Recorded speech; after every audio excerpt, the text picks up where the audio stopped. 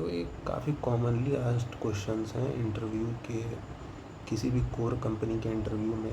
ये mechanical domain से हो तो ये चीज़ें पूछी ही जाती हैं मैक्सिमम टाइम्स, ठीक है। क्योंकि इसमें ऐसा नहीं है कि इसके लिए कुछ बहुत डेप्थ नॉलेज का ज़रूरत है। हाँ, थोड़ा बहुत नॉलेज होना चाहिए, लेकिन हाँ इतना तो होना चाहिए कि मतलब थोड़ा बहुत मैकेनिक्स का नॉलेज होना चाहिए कि फ्रिक्शन विक्शन क्या होता है, ये थोड़ा बहुत सरफेस लेवल पे, ठीक है।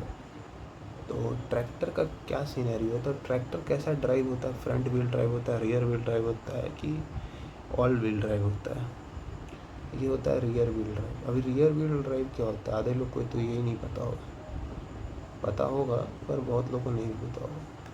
ये इंजन यहाँ कनेक्टेड है, इंजन से जुड़ा है क्लच से जुड़ा है गियर बॉक्स से जुड़ा है मेरा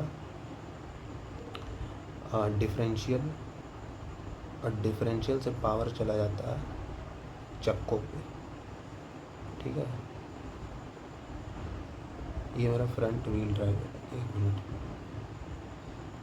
चक्का को दो, ये मेरा फ्रंट व्हील ड्राइव। बाहर वाले टायर को कोई इंजन से सप्लाई नहीं मिला, ये इसके इनर्शिया की वजह से ये मूव कर जाएगा, ठीक है। वहीं रियर व्हील ड्राइव में ये होता है, और फ्रंट व्हील ड्राइव में उल्टा होता है कि इनको पावर मिलता है, इनको नहीं मिलता। और ऑल व्हील ड्राइव में सभी को पावर मिलता है इंजन से, ठीक है।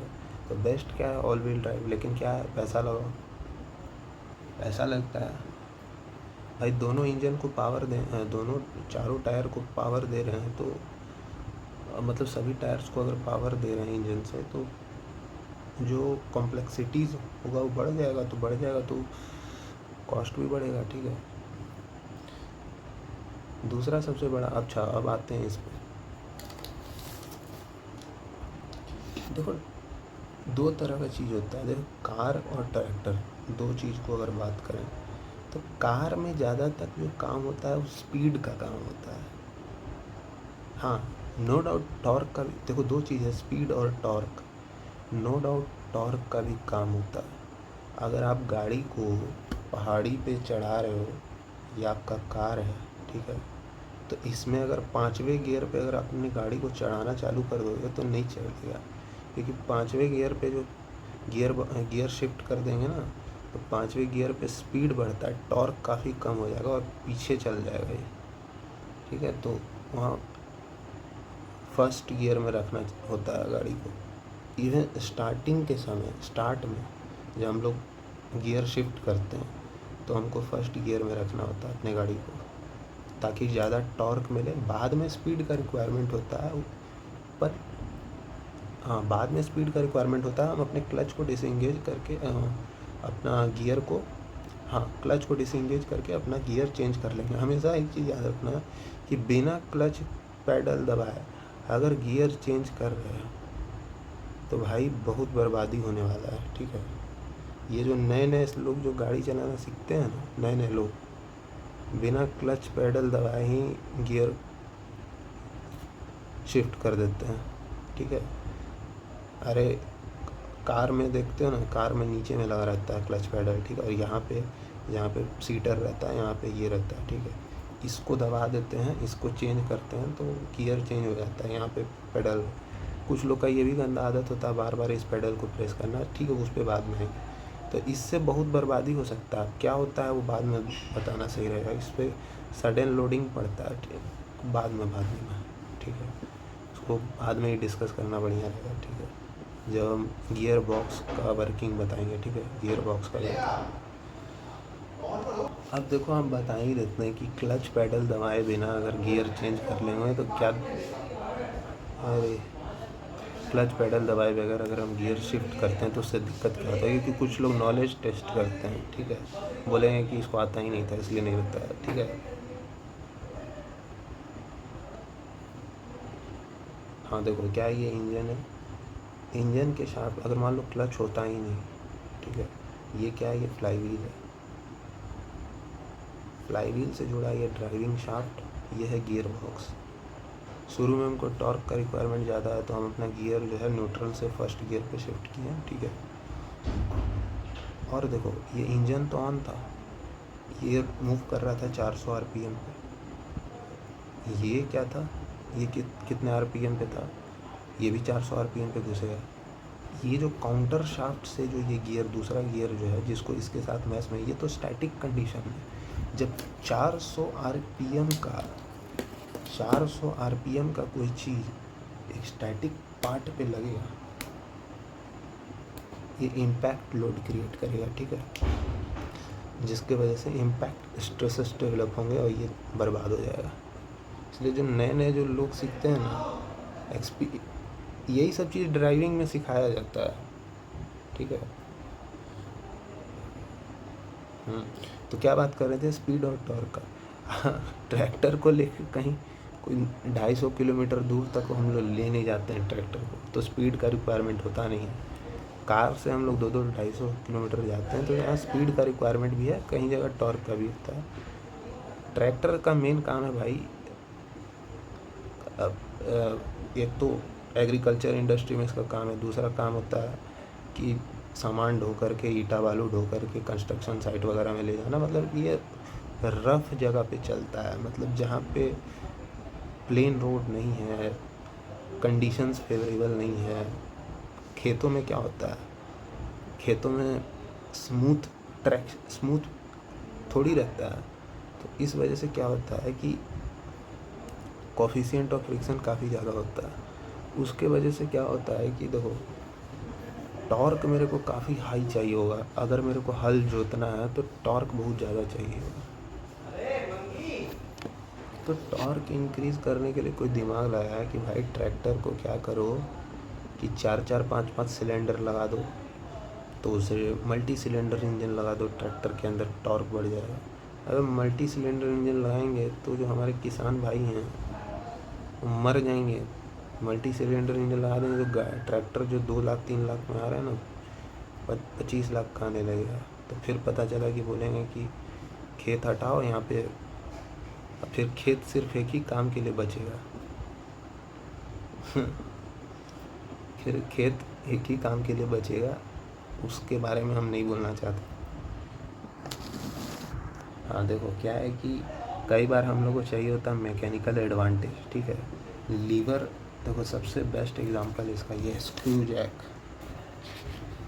ये कार वार को हम लोग जब ये करते हैं ना, कार के चक्के को उठाते हैं, तो स्क्रू जैक वहाँ काम आता है, ठीक है। तो इसको उठाने के लिए हम लोग क्या करते हैं कि अपना ताकत कम लगाएं और मैकेनिकल एडवांटेज लेने के लिए हम इसको ज़्यादा लंबा कर देते हैं, ठीक है।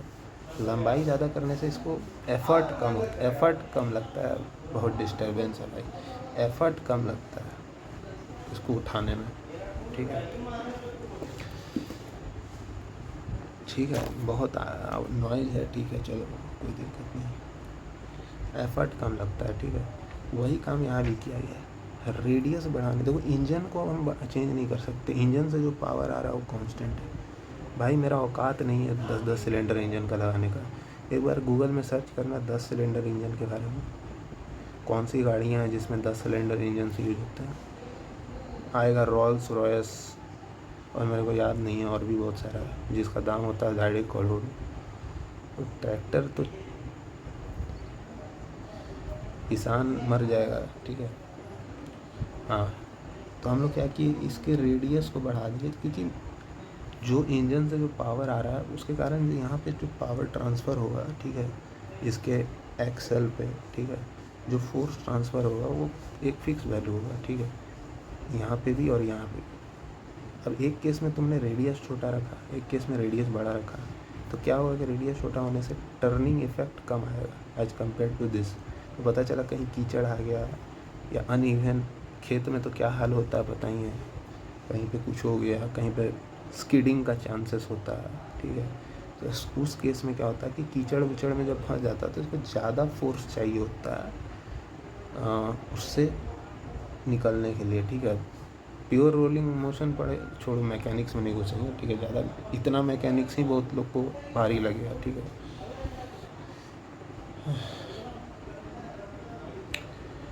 तो ये तो एक रीज़न हो गया कि मैकेनिकल एडवांटेज ज़्यादा मिलता है बड़े रेडियस पे, ठीक है। आगे के टायर को छोटा क्यों रखा था? अरे आगे के टायर को छोटा इसलिए रखा क्योंकि भाई ट्रैक्टर को चलाने वाला तो इंसान ही है ना। अब ट्रैक्टर को चलाने के वाला इंसान है तो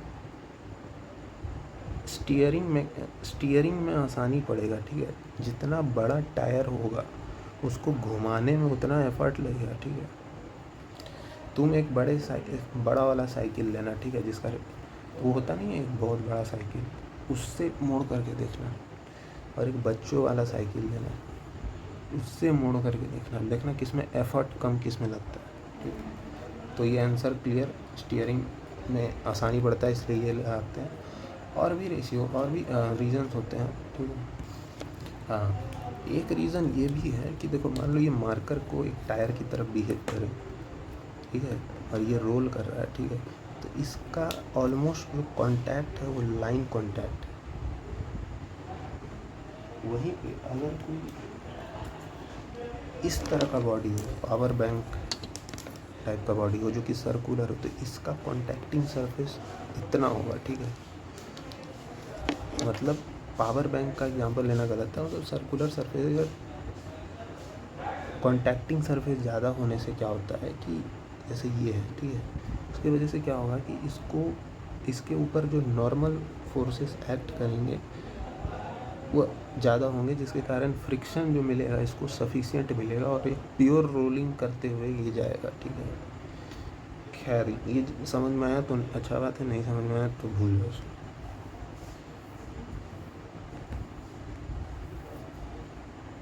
ट्रैक्शन अच्छा मिलता है, ट्रैक्शन के बारे में बाद में कभी बात करेंगे। ट्रैक्शन और फ्रिक्शन सेम चीज़ नहीं होता है, ठीक है।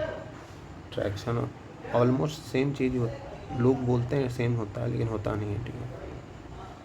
तो रेडियस बड़ा करने से क्या हुआ, टॉर्क बढ़ गया। अब टॉर्क बढ़ गया तो पीछे हल लेकर के जोतते रहो, खेत पूरा हो जाएगा, ठीक है।